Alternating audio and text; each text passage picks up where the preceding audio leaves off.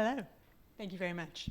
So when I first started preparing for this, what I did was I asked GPT-5 at the time what I should be asking you, and I was told, and I'm going to read it out, Richard is essentially the person who has been consistently right about where legal technology was heading, often years before others recognized this trend.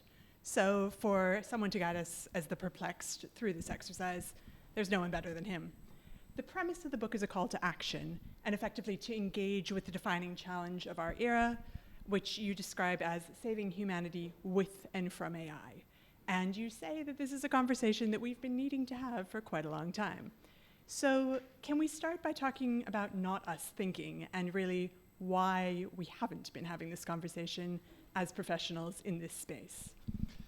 Thank you very much, and thank you all for coming out in what I know is a difficult evening travel-wise, so thank you, it's greatly appreciated.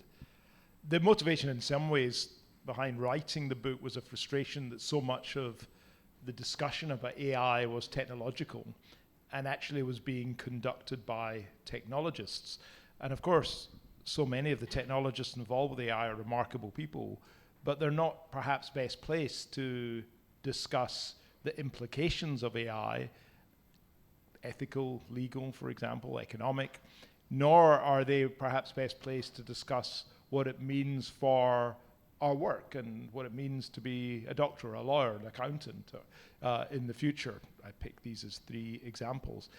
And the related problem I raise and call not us thinking, I think we first saw in 2015. I wrote another book with my son Daniel, as an economist, and it was called The Future of the Professions.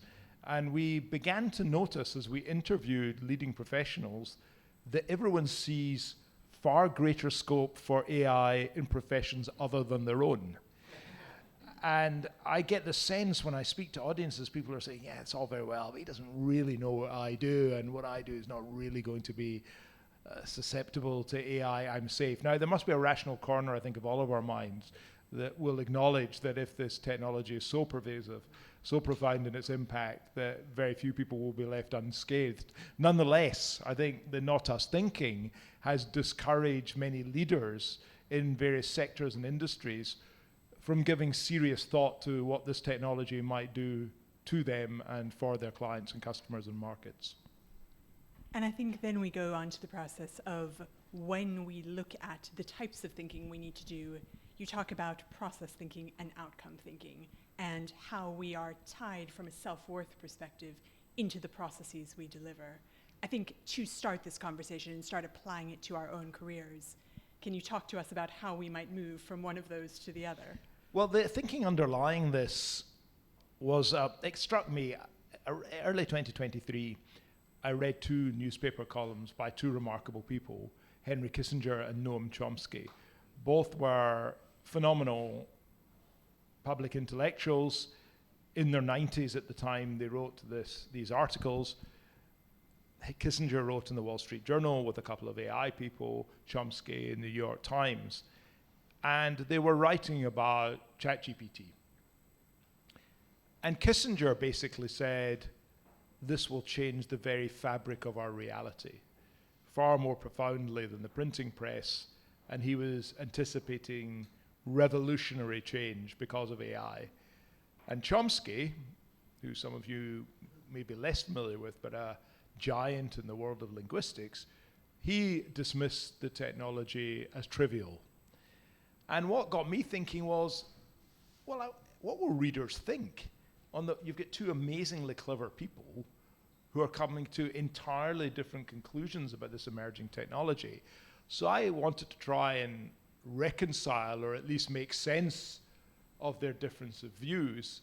And this led me to draw a distinction between, I think, 2 very different ways of looking at AI, which I call process thinking and outcome thinking. Now, process thinkers are concerned with how the machines work. They're concerned with software development. They're concerned with chip technology. They're concerned with algorithms. And they use language that most of us can't understand. And that's not to insult them, it's just to say they're basically scientists, engineers, computer specialists. And they're fascinated by the processes by which we develop AI systems. But there is another category of process thinker, and that's the kind of individual who's very interested in how the human brain works, in how we as humans come to decisions, how we make fine judgments, how we appreciate music, for example. And they're interested in neuropsychology, in neurophysiology, in linguistics. So that's the science side of the equation. The outcome thinkers have an entirely different perspective. Their preoccupation is with impact. They're saying, what will the social impacts be, good and bad? What will the economic impact be? What will the legal impact be? What are the ethical impact? They're considering how it is this technology might be deployed. How could it be weaponized? What does it mean for defense? And when I looked at Kissinger, I could see he's completely an outcome thinker. He is preoccupied with, focused on the outcomes, possible and likely and indeed existing outcomes of these remarkable systems. Whereas when I looked at Chomsky, what fascinates him in particular is the language acquisition capabilities of humans, how little babies learn language, how fascinating that is, and how amazing the brain is to absorb this data and convert it into some kind of a linguistic capability. And he's saying, compared to the human brain, these AI systems are primitive. So you begin to see, I think, a division of view. So some people will say, well, hang on a second, these AI systems, how can they present any existential threat? It's just ones and zeros. It's just pattern matching. It's just predicting the next word. You'll have heard people say this, and I say that's process thinking. It's process thinking. That's confusing how these systems work, to some extent often comparing it with the human brain and then dismissing the likely impact. But the truth is, it's a bit like saying, or dismissing the human brain because it's just made up of molecules and it looks like a cauliflower, so how could it possibly perform at the level where we've come to understand? And so what I want to encourage people to do is think very differently in two different ways. I think we have to understand how the technology works, and we have to understand its limitations from a technological point of view, but the social discussion, the economic discussion, the policy discussion, the strategy discussion is far more about outcome. And really my book is far more outcome oriented. And one of the more unexpected pieces of this book is that you will find yourself asking, am I more like Chomsky or Kissinger, which I didn't anticipate and found a really interesting thought exercise. So thinking this one through, should we talk about these 6 hypotheses of where we're going on this? Because you've set us up to think about conceptually the types of thinking we need to do. What are the 6 hypotheses that we might be moving towards? Okay, so one of the other things that I thought needed clarification was, where's all of this heading? I think we all are wary, or we live in different states. Some people are excited, some people are fearful of this technology. And what I thought it might be useful to do was say, well, here's where this technology is likely to take us, because you hear and read all sorts of different things. And as I spoke to people in the AI community, as I read the AI literature and drawing on my own 40 years experience in AI, what I found when I came to articulate it was very clearly that the AI community doesn't speak with a single voice. And identified 6 different hypotheses, 6 different views or scenarios of AI and where it's taking us. And let me just summarize them briefly. The first is the hype hypothesis. That's the people who say, these systems we see today, they're only superficially impressive. They make mistakes, they work on data that is irredeemably flawed and biased, and actually in practice, in serious situations, we need to have a human in the loop checking them, and therefore economically, we'll before long realize that it doesn't make sense to pay for the systems and pay for the people checking them, and this is all being overblown, the bubble's going to burst, we're going to have another, what's known as AI winter. That's the hype hypothesis, dismissive of the technology. The second hypothesis I call the Gen AI plus hypothesis. And generative AI is the version of AI with which most of us are familiar, the best example of which I suspect is ChatGPT or the various versions of GPT that we use. But generative AI, the idea here is that these systems generate text, or they generate image or music or video, and crucially, they can actually generate code, computer systems that can themselves write computer systems.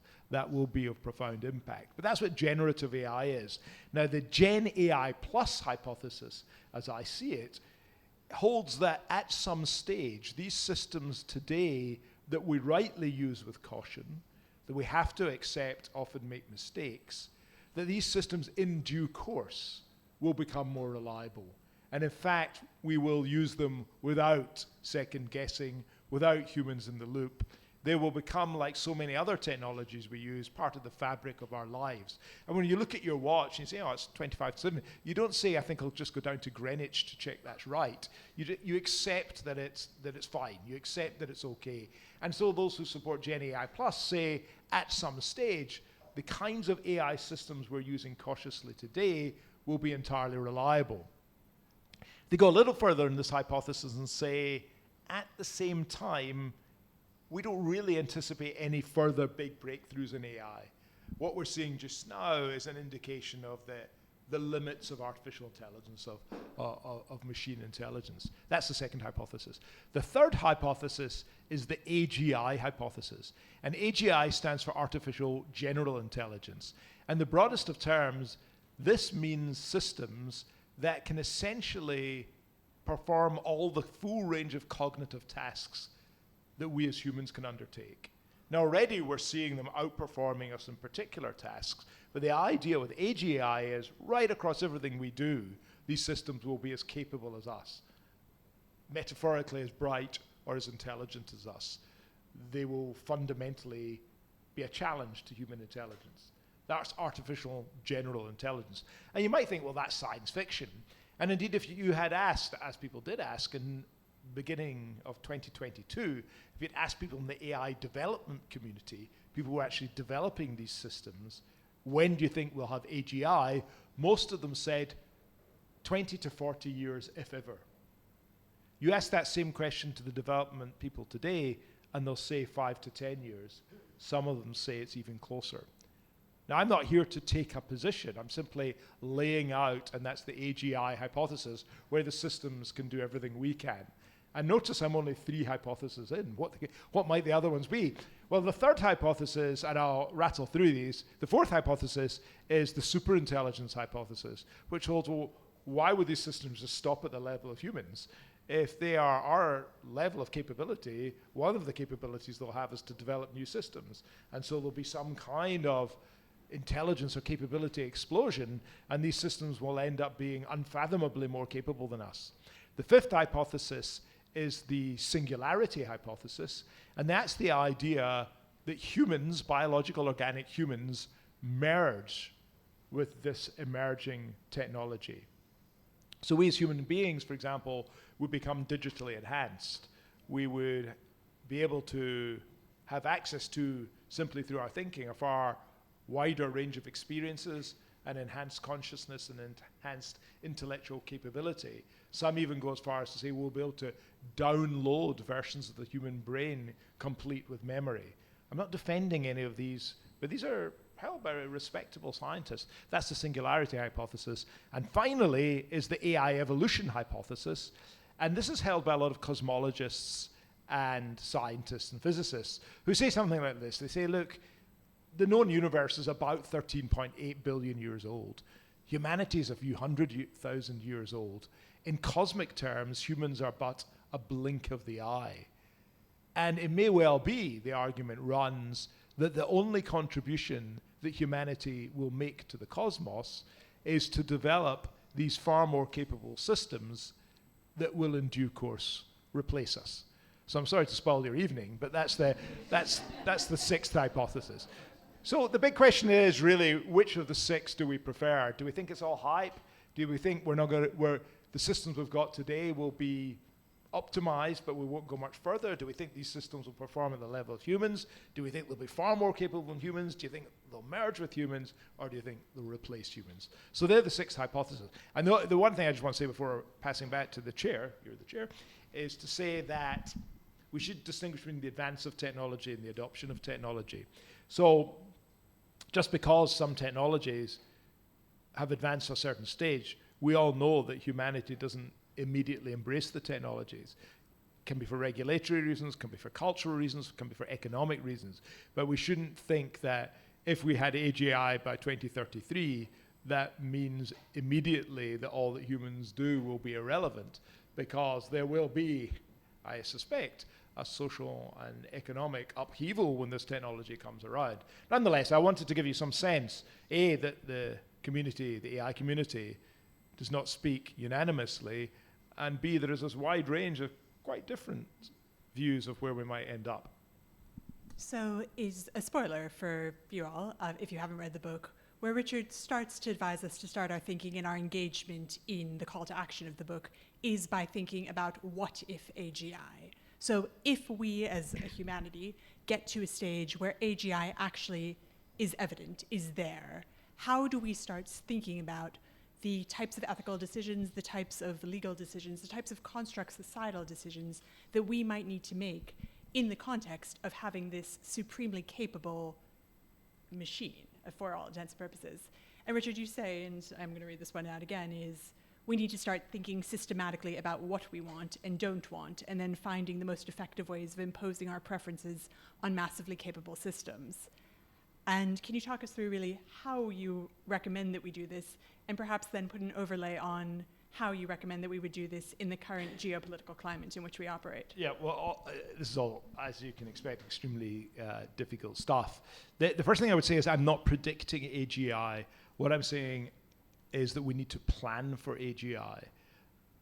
Now, most people in the AI community who are developing systems would expect AGI to come in the next decade.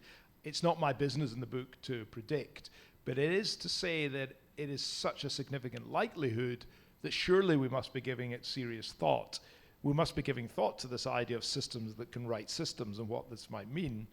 And we must be giving thought to the question, even as certain technologies can be developed, where will we draw our red lines? Where do we not want these technologies to be used? Now, the current debate about regulation and ethics of AI, I'm quite critical of, because I think it's about the ethics and regulation of generative AI. And we saw this with the EU, where they had their AI Act that they were going to publish, and ChatGPT came out, and they went back to the drawing board. Because what they'd done, and I think this is not the correct approach to regulation, is they were regulating a set of enabling technologies. They were defining what the object of their regulation technologically, and I don't think that's what we should be doing. And so, similarly, within the community of people who call them AI ethicists, they're thinking of the ethics of generative AI. And this is also giving rise to a kind of unfortunate knee-jerking reactive approach. Every day we hear news of some new development, and usually news of some loss or damage or injury, often tragic, that has followed. And then there's a big debate about the ethics and the legality of these AI systems. And what I'm saying is, I'm not denying there are some short-term issues we need to address, but if we're going to think responsibly about the limits of these systems, the preferred limits of these systems, and how we control these systems by law and regulation and treaty, then I think our starting point for that debate should be AGI. That'll stretch our thinking. That'll help us really pinpoint how it is we feel about these increasingly and often massively capable systems. So the methodology, I'm saying, for nation states and for the global public discussion is not to be responding to some musicians understandably getting exercised by the threat of AI to their work, and not indeed even to be focused on particular cases, tragic cases often, of people who have suffered apparently at the hands of these AI systems. What I'm saying is we need to have a debate about AGI. And it's put quite well by, I think very well, by Michael Stuart Russell, who was a Reith lecturer, who gave his Reith lectures in AI, and is a well-known writer and expert. And he says something like this: imagine if we knew in 10 years' time there were a fleet of spaceships coming towards us. And in these spaceships were aliens who were more capable or as capable as us. What would we do? How would we think about controlling them? And what kind of boundaries would we want to draw if we could draw? And in a sense, what we've got is precisely this. We have this alien capability that is coming our way in a number of years. And I think if we're and I say the same in business, I think if we're going to think strategically about it, if we're going to think in a sustainable way about it, we have to get out of our 2 or 3 or 4 year cycle of impact, stretch our thinking and looking long term. So I say, ironically, I think just now we are both regulating too narrowly and too broadly. We're regulating too narrowly because we're focusing only on one set of technologies, generative AI, and we're regulating too broadly, in my view, because we're jumping too quickly to reject uses of AI, I think, without adequate discussion and debate. And I think there's 2 quite good examples of this in medicine and law. You can imagine medical diagnostic systems or treatment planning systems. You can imagine systems that help people understand and assert and enforce their legal entitlements. All systems that are regarded in Europe as essentially high risk in the broadest of terms. And these high risk systems, there's a strong inclination amongst legislators and regulators that AI should be used in a very constrained way and often not at all. And that's a kind of global view that's emerging. I look at it very differently. I think of the global health crisis where 6-7 billion people in our world have no realistic access to medical help. I think of about 5 or 6 billion people in this world who've no access to legal help. And it seems to me the comparison we should be making with AI systems is not with the best professionals who are affordable in the most advanced economies. It's with what most people around the world have, which is no reasonable access at all. And the same goes, we could have a conversation about education. I could see that these systems might lead people astray on the one hand. On the other hand, this could be the most marvelous resource to raise the level of knowledge and expertise and insight and right across the world to radically change the way we educate. And so I'm calling for some long-term thinking as well as some short-term thinking. I say the same to businesses. Stop thinking this is about AGI. What you should be thinking is we are seeing coming towards us systems that will be able to take on most of the tasks that your workforce take on today. And that is, I think there are profound questions that remain entirely unanswered today and entirely ignored, I would say, by the community that's seeking to regulate. To give one example, we can maybe discuss this, the question of the impact of this in the labor force. Very hard to get any serious politician or any serious business leader to look that one straight in the eye. If you believe in AGI as a likelihood, that means the most catastrophic impact on human labor, I think, in the history of humankind.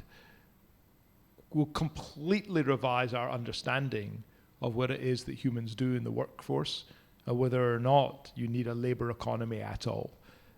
And these are the kinds of issues I think we need to be having a public debate about, rather than, I think, some slightly micro issues, which I don't deny that they have a certain, of course, they have a certain immediacy and importance.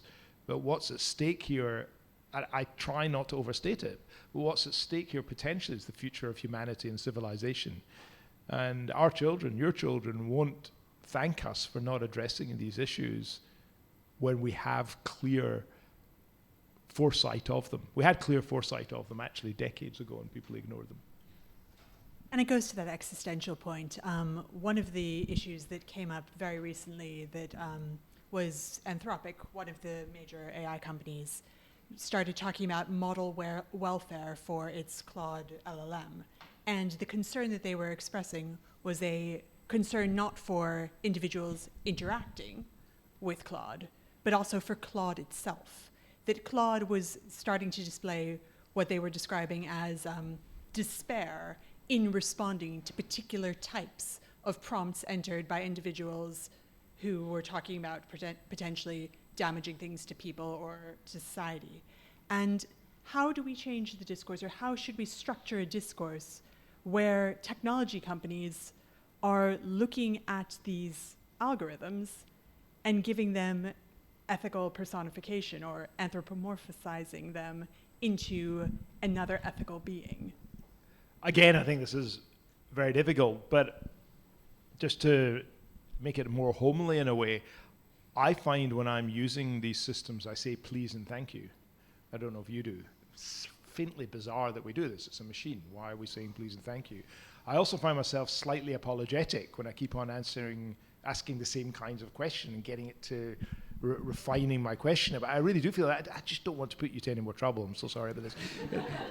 But that's the way I'm feeling. Now, that can't be right. And what I'm saying in the book is we actually don't have the vocabulary for what's going on there. I give another example in the book, and it's quite a sad example in a way, but I asked the system to draft an empathetic letter to a friend whose father had died.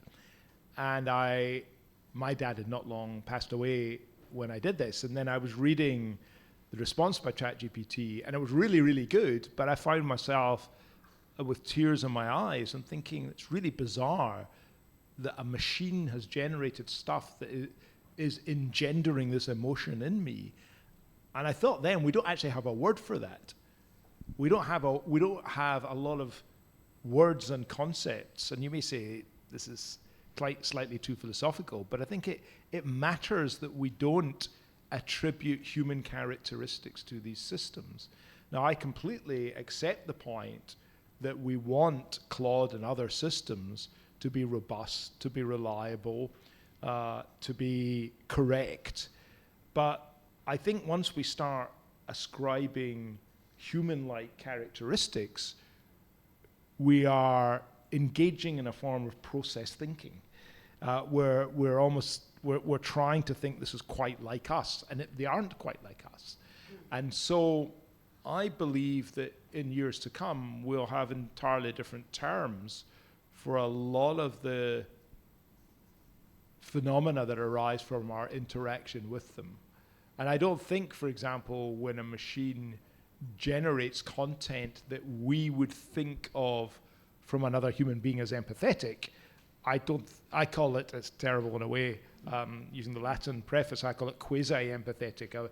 I say in the book we need a new word, but I'm not good at making up new words, but I just want to make the point that it's similarly when these systems are apparently creative, that's a human attribute.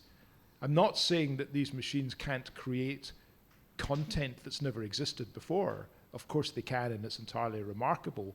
But I think we call these machines creative, or if we say they're exercising judgment, we're running the risk of misunderstanding what these systems are doing.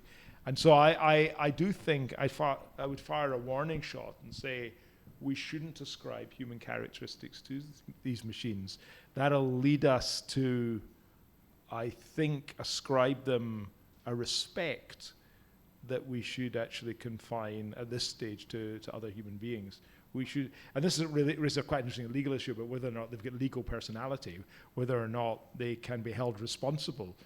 They may perform at very high levels, but we hold people responsible by and large for all but only their intentional actions. We assume there's something going on in people's minds, that people make decisions, they have choice, they have free will. These systems have none of these things. So we've got to start thinking through how it is that we will hold accountable the outcomes, the outputs, the consequences of these systems. And I think that goes to your point around sort of celebrating human accomplishment, because as it becomes more and more sliced away at, that the machines can achieve quasi exactly what we can achieve, we ask ourselves what actually matters that we as humans are delivering. And the empathy that we have for each other is one of those points that comes through very strongly, but also the idea that fake empathy exists, and whether or not when someone proposes to be empathetic, they're actually being so. But celebrating the sports accomplishments, celebrating those things that if a bot did it, it's just not as cool, for lack of a better way of putting it. And how do we identify those and draw out those characteristics for future generations? And again, there's a lot going on there. Outcome thinking, just to give an example, I say people don't want doctors, they want health. But if you're in the medical profession, you're shaking your head, so no, people want a trusted medical advisor. My dad was a doctor, I come from a medical family. I don't doubt doctors do great work, but doctors are the way we produce an outcome we want for society. I say in the book, if by some miracle we found a generic cure to cancer, we wouldn't say, well, hang on a second, what are oncologists going to do? They'll be out of work. That's not the way we would look at it. And so the question I ask in the book is, and this is a philosophical distinction that people use, is the way we work today, and ask it of your own work, is it intrinsically important that you do what you do in the way you do it, or is it just instrumentally important? That's to say, what's important about your work is the outcomes you bring. And so I would say to doctors, actually, I don't think there's much you do that's intrinsically important. What's incredibly important is the outcomes, and thank goodness for you bring, but that's health. And what I want to chip away at within the professions and right across our communities and societies, because I think, and this is one of our themes in our book in the professions, I think to some extent we've got above ourselves in all of this, that I think we often romanticize and consider too valuable the way we work. And I think far less frequently, when I've looked at the jobs that people do I think the way we work is intrinsically important in and of itself. So then that leads me to think, what is it that we'll always want humans to do that machines won't be able to do? And I'm not sure that's a question of capability. So the example I gave is you can imagine a robot running the 100 meters faster than Usain Bolt. You can imagine that, but I'm not sure many of us, unless you're into robotics, would want to go and watch that. People do go and watch robotic sport, but most of us don't, because being a spectator in sport, we think, is a kind of vicarious pleasure that we get from the great economist Adam Smith called the rich and the great. I'm not sure about the rich, but we get it from the great, that someone in the very broadest of terms like us can run 100 meters in less than 10 seconds. It's just phenomenal to behold. And there's something in top class sport that excites all of us, that it's partly because these are humans engaging in some kind of endeavor, and we admire this kind of human endeavor. So I think it's intrinsically important in sport that there are humans involved. I think the same in performing arts. I could imagine a robot playing Hamlet, but I'm not sure we would get the same pleasure from that. And so what I try to do is chip away and see, and this is all I'm encouraging you to do in thinking of AI, is to think, let's not be too precious about how we work today, how we work as humans. Think about the outcomes we need, and then start thinking what's intrinsically important. When will it really matter in the future that humans are involved, or when, frankly, does it not matter at all? And my guess is that in a lot of our everyday work, in what we call the market and the workplace, that there's far fewer examples of human endeavor being intrinsically important than most of us think. And to figure out that problem, we have, according to Richard's book, 10 years. So computers... We get 10 years to sort it, folks. Yeah. And computers are not yet powerful. The genie, as Richard says, is halfway out of the bottle.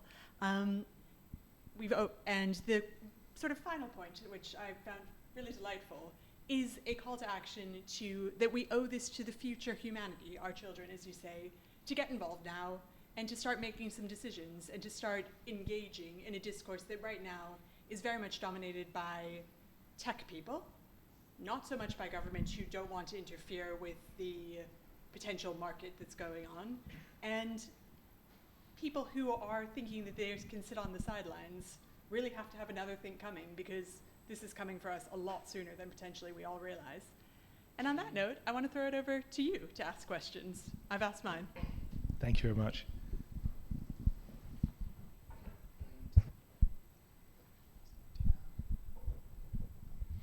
I was hoping I wouldn't get first question, so I have a bit more time to articulate it. But thank you. This has been so interesting. Maybe just to kind of frame my question, I'm a foresight practitioner, and the way that we think about the future is about looking at systems. It's not interesting to look at trends. It's interesting to think about how trends intersect. So I'm thinking about something like the evolution of AGI looks very different in a globally cooperative world versus a globally polarized world, right? So I'm kind of curious. I really appreciated how you talked about kind of all of the intersections and the different roles that kind of we can all play in shaping this conversation. I'm curious what you think some of those other intersecting factors that might influence how the impacts of AI continue to evolve might be. What are some of the kind of the biggest watch outs that we need to be thinking about? And then also, what is the role for those of us who don't have that technological language to be able to be part of that conversation? Thank you. Thanks. Great question. A couple of trends, and you actually hinted at one, but let me just draw it out. That in the field of AI ethics, you hear a lot of people thinking it's not a problem. What we've got to do is build ethics into our AI systems. And I ask the question, what ethical systems are you talking about? I think I mentioned my background in philosophy, and one of the pervasive themes of moral and social and political philosophy is that people have very different preferences. But we can, and you've hinted at this issue as well, we can expect that the ethical view of China, for example, on the use of AI might be different from America. And I think there's a Silicon Valley view that we can simply reflect the values and principles of the West Coast, and that'll do.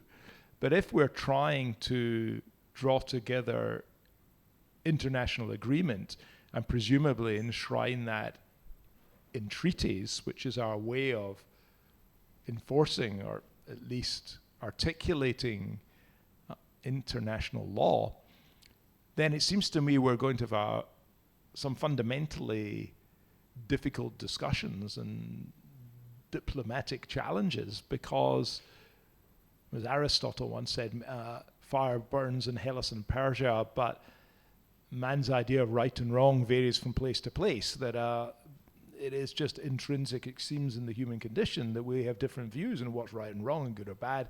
So that's a super tanker, and I'm not sure I've not really seen a compelling discussion in the AI ethics community of how you tackle that one. That seems to me to be a huge issue.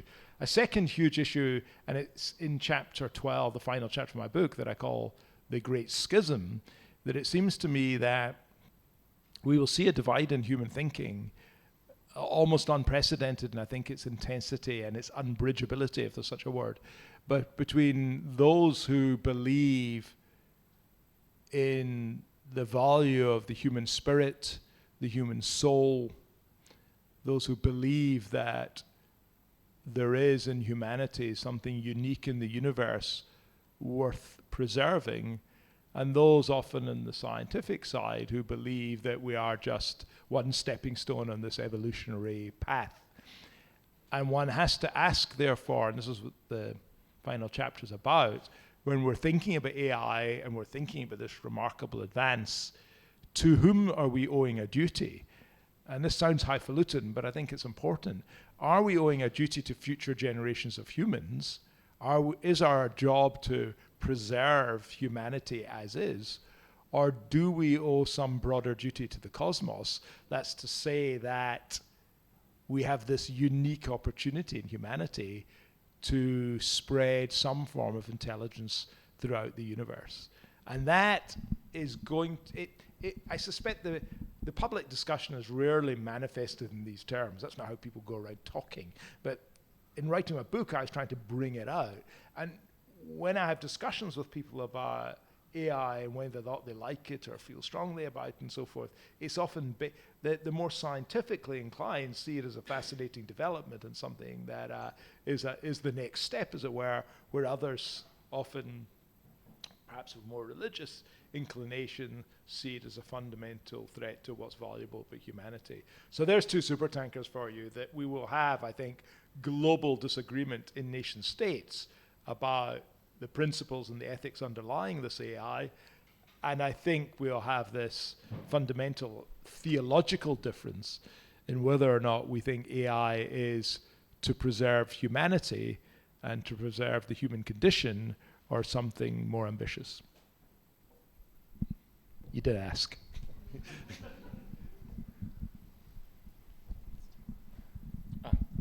Hi. I thought your the beginning and the Chomsky Kissinger example was very interesting, because obviously you'll know that other than being a linguist, Chomsky is very famous for his critique of American foreign policy and Probably of more famous for destabilizing, like manufacturing consent, American foreign policy destabilizing Latin America, overthrowing governments, democratic, and Kissinger was a major part of that, and so he's almost his bet master. So I thought it was a really interesting way to start your thought, and it kind of makes me think about the underlying thing that's not talked about mostly in these discussions, which is probably capitalism for me, because what's obviously going to happen, is already happening, is corporations are created to generate profits, and if you get a tool that can cut costs, as generative AI is already doing and will do more, you push profits, you create more profits to shareholders, less jobs, so you destabilize the fabric of society in the sense that as the lower class becomes bigger, have no money to buy. I'm not sure how market economy works when you don't have it. But it seems that as you're talking about us, and we have this chance to kind of control this. To me, it looks like it's already out of our control. And that we have no say in this. We have no say whether it replaces our children, whether we all end up earning a universal wage, and Silicon Valley almost have become corporate profit centers. There is no morality there, and I wondered if that's it's quite hard to talk about it without having that part in there, because I just don't see how we have any say in how it goes. Thank you. Yeah, thanks. First point, I wasn't, just to be clear, the Kissinger-Chomsky thing, they weren't responding to one another. Quite the contrary, which is quite interesting that those were just two bits of thought. You said it slightly lightheartedly, and I write it slightly lightheartedly, but I think we only have about 10 years to think this through. I'm not prepared to think that we can't, in the next few years, begin to call these major technology companies to account. You might be right, but I think it's worth a go. But just to clarify my position in this, we are seeing a concentration of power, of capital, of data, of processing in a very small number of profit-oriented organizations that have more impact and heft in our world than most nation states. And they are essentially unaccountable powers, because they are exerting huge impact on political process, on our way of life, eventually on our economy, on labor, and so forth. And even on one point, if you accept there's going to be less human labor, and on the other hand, you accept, and this is a fairly well-known but not widely acknowledged, but maybe not universally acknowledged notion that we're going to see greater economic productivity as a result of these systems, then how on earth is the wealth generated by and accumulated, and the capital accumulated by these companies going to be disseminated amongst the dispossessed who no longer have a job? Now, this would require a redistribution of wealth on a scale we have scarcely contemplated. That's why some think we're returning to some kind of serfdom. You will have the tech companies with this great wealth, and you have the rest of us who will be struggling for, it's not any longer job security, it's some kind of income security. And if you read the work of my son Dan his book, A World Without Work, none of the economic models work yet about universal basic income. But it will create a disparity of wealth that we've just not seen between those who are at the heart of this technology and own a chunk of it and those who are not. And incidentally, there's going to be in turn an even greater schism between those, for example, who are digitally enhanced and those who are not. There's almost different kinds of humans walking on Earth. And I just feel we should be talking about these things. Now, you may think, this guy's written a book, he's whistling in the wind. We don't. This is all being market driven, and governments won't have the power or the inclination or the wherewithal to make a difference. And as I say, that may well be right, but what I'm urging, and this might sound lame in light of your question, but at least we should be beginning to have a public conversation about it. But I hope for some of you, at least some of the things I'm talking about, you thought, God, I never thought about this before. We need to start discussing this. It's not unlike in some ways in the early 80s when there was breakthroughs in IVF and test tube babies, and we realized then that this was a fundamental scientific development that, again, penetrated the very heart of what it is to be human, and we needed to think through our ethical issues. And the government of the day appointed a philosopher called Mary Warnock who conducted this public conversation up and down the land, and it was a great conversation from television, radio, and so forth. And I know it's very much kind of middle class preoccupation, but it underpinned a lot of the legislation and bodies that then followed. I can't think it's wrong, at least, to start talking about these issues. And what I found as I've shared my book with people of influence, that most of their thinking about AIs over the next 3 or 4 years, they haven't really gone to where you're going. And I think we need to start having that conversation. So that's what I do when I have the opportunity, and I often do, to speak to senior politicians. And I'm not a rarity. There are other people. I mean, most notably, I suppose, Geoffrey Hinton, who was the man who essentially invented the neural network. And the neural network's the main technology that underpins AI. And he won the Nobel Prize for Physics last year for that work. And he famously, a couple of years ago, stepped down from Google because he saw similar turmoil would flow from this technology. So there is a public conversation. What concerns me, as I hinted, is that too much of that conversation is actually being led either by the tech entrepreneurs or by the computer technologists, who at the very best you can say in this context is they've got skin in the game. But if you look at so many of the debates in Congress, and if you look at the Bletchley gathering, it's technologists seem to be leading this discussion. And I'm saying, actually, we need to be doing some serious policy thinking. We need to be doing some serious legal thinking, economic thinking, and so forth. Now, in the end, you may be right, but I don't want to give up just yet.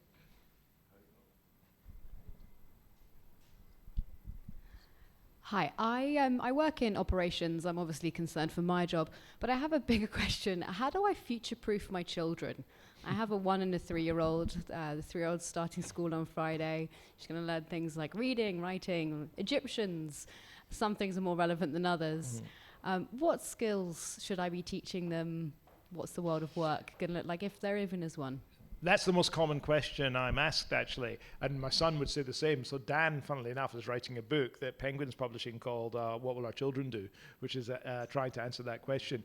But I think if I can answer a bit of that question, if I may, I know we're all inclined to want to future-proof. I think the days of future-proofing are gone, because lots of I'm often asked in by businesses to say, "Can you help us future-proof in light of AI?" I just say that concept, I think, is just no longer applicable.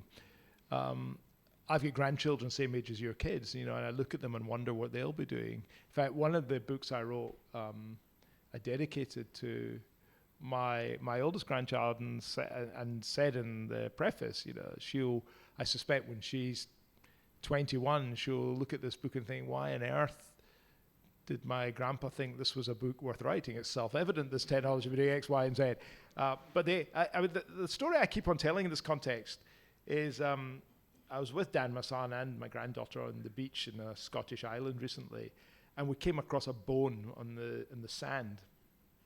Picked it up, and It's quite interesting generational difference. I was looking at the thing, I wonder what that is. Dan, although I'm quite high tech, it's just not my inclination to do this. Dan immediately takes an image of it, drops it into GPT, and says, what's this? And it says it's a pelvis bone. It's either from a small whale or a grey seal. And my wee 7-year-old granddaughter's looking at this, and the system says, if you tell me where you are in the world, I'll tell you what's more likely. And we said we're in the Isle of Harris. The system said it's almost certainly a grey seal. And little Rosa goes, oh, it's interesting. And we're just going, this is unbelievable that we've got a tool that can do this. But she's growing up in a world where that's not amazing. That to have that kind of knowledge at your fingertips, which bluntly, I think there's probably only about 50 people around the world who 3 years ago would have thought that was possible. And it's all advancing so quickly. So their worldview is going to be very different about how you gain access to knowledge, how you apply knowledge, and the range of jobs that are going to be available. Now, the general line you get from people who say, well, this isn't new. Technologies have come along before. Jobs have obviously disappeared, but new jobs have arisen. That's the standard optimistic view. And what Dan and I in our book say, based on looking at 8 different professions, is that in none of these professions, and great white-collar work, have we seen any evidence that the new jobs that arise will be jobs that are better suited for humans rather than machines. That's to say the machines will take on these jobs as well. And we come to the conclusion then and now that the need for flesh and blood humans in what we call the marketplace, the labor force, is just going to diminish and may diminish quite rapidly over time. And so when we gave this talk once in Oxford, the professor of surgery at Oxford came up to me and said, really what you're asking is what's the point of human beings? And that's in a way you start to think what we often, and we have to be very cautious of this, can't imagine a future without full-time work, because I suspect for almost everyone in this room, if you bother coming out here this evening, you're of the mindset that your work is at the heart of your personality, your self-esteem, your perception of yourself. You buy a lot, it defines what you are. We have to be cautious about that, because for so many people, actually, their jobs are drab and repetitive, and in the traditional Marxist spirit, they'd prefer if they could just eliminate that part of their lives and just get the money from it. But nonetheless, I think most people who are thinking about the future of work are thinking that really this is a conversation about the, again, I'm sorry, but it's a conversation about the meaning and purpose of life. But I find it, I just find it amusing when people talk to me about things like, well, what will the law office look like in 50 years' time? I say, oh my goodness, there's not going to be a law office in 50 years' time. It's just the world is moving at such a rate. It's the way I sometimes put it is there've been 2 great sets of development in human history. One has been in communication and how we handle information. And we've gone from the age of orality, where the only way we could communicate was by speech, to the age of script, where we could write, to the age of print and the breakthrough of the printing press, and now to this age of the digital society, AI enabled. Certainly for the previous transitions, when we had these transitions, our social, economic, legal, cultural structures completely transformed. Humanity transformed at each of these stages. That's one development. Second development is in economic terms, where we move from hunter-gatherer, we move from the agrarian society, we move to industrial society. Again, similarly, we saw a fundamental shift in the underlying institutions, structures, and society.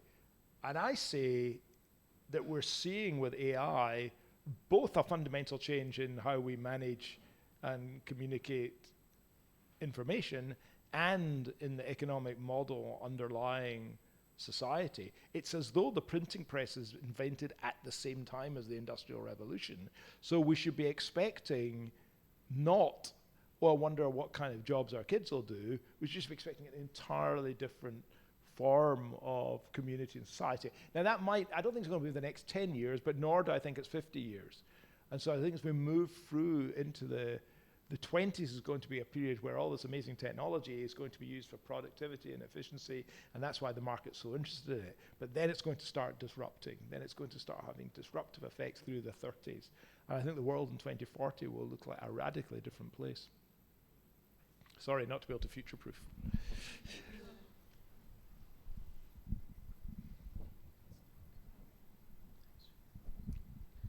Thank you. It's been very interesting. Thank you. There was two questions I had. One was about, you were talking about how this letter that was drafted by ChatGPT, brought you to tears. And I think one of the things that's important for us to remember is that the only reason that happens is because it's stolen from the entire rubric of what humans have written, that it didn't actually create that. It's taking perhaps every eulogy that's ever been written and distilling it. And the other thing is that, you were Well, talking... let's stop there. We can do one at a time. Why is it important to remember that? Because remember, you're being, and I'm not criticizing you, but you're a process thinker. You're saying the really important thing there is the source of the content. Whereas that's not what I'm saying. I'm saying that the impact that you're talking about from the content is you have to remember that, yes, it's going through almost like the filter of the machine, but the machine isn't what generated that there's more layers under there. That if that impact is what we want, if the impact is the focus, it's not the machine itself that's generating that impact. I don't want to be in the spot, but I'm asking, why is that important? Because to realize that these machines don't exist in a vacuum, and this is goes on to my second question, which is about the aliens coming towards us. Unlike the aliens, where we can't impact them, we can impact how this technology develops. And I'm curious what your thoughts are on, if this thing is hurtling down the pike, it's not something that exists entirely outside of us because we can shape it. And the question is what you think we should do to help shape that asteroid that's about to hit us. I mean, that's a version of your question. And at one end of the spectrum, there's the view there's actually nothing we can do because it's very much driven by a relentless market force or set of market forces, which is encouraging. I hadn't said this, but AI has received more investment than any single technology in the history of humanity by a margin greater than the investment that went into, for example, the Apollo program. And all of this, as your earlier question rightly, I think, pointed out, is very much market driven. So there might be nothing we can do.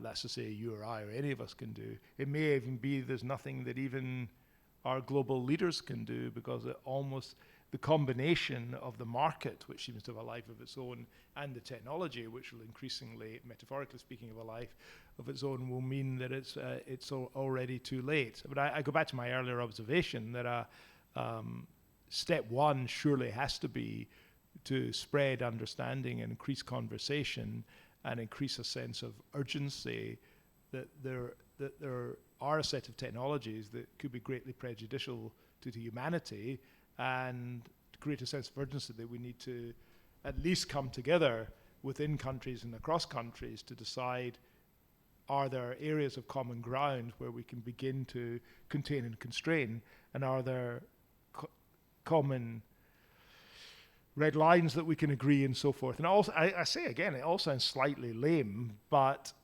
unless we increase understanding, increase conversation, persuade not the technology community, but our political leaders, and ultimately it's a political issue, of the importance and the likely impact of this technology, I don't think there's anything we can do to stop it. So that's why I say, in my own modest way, I write a book that hopefully sells well. I speak to as many leaders as I can. But the reality is, and I know from advising, as I've done for many years, the government in this country, is that there is always a preoccupation with the here and now, the problems of the day, rather than the long-term difficulties. And so I hesitate to sound too negative, and both of you, I think, are suggesting to me, perhaps, and this may well be right, I'm whistling in the wind, but I hope I and others can do at least some work to bring to our political leaders' attention the importance of this technology.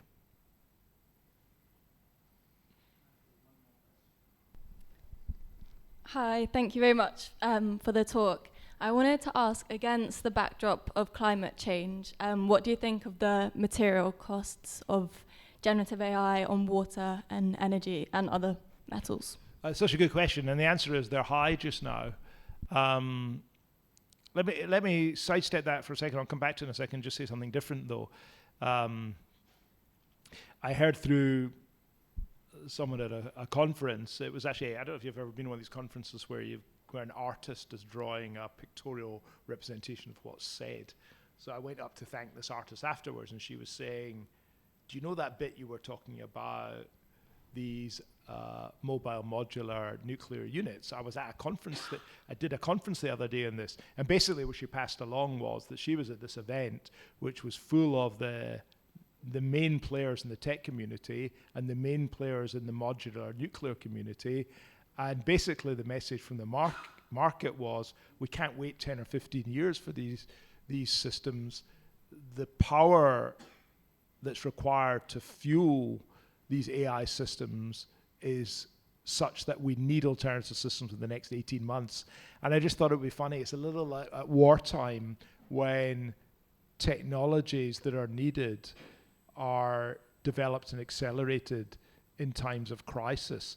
So I'm not sure it would be an irony, but it would be very interesting if new energy sources or more efficient energy systems emerged as a consequence of the market's need to continue with these AI systems. But as it stands today, these systems are highly consumptive of power. Ethan Mollick, who's written a good book called Co-Intelligence, had a really interesting blog on this recently, which laid out the exact statistics. But we can't be comfortable with the amount of water and power that these systems use. Now, on the other hand, we know that, for example, the processing power technologies call it the compute resource that's available to train these AI systems is doubling every 6 months.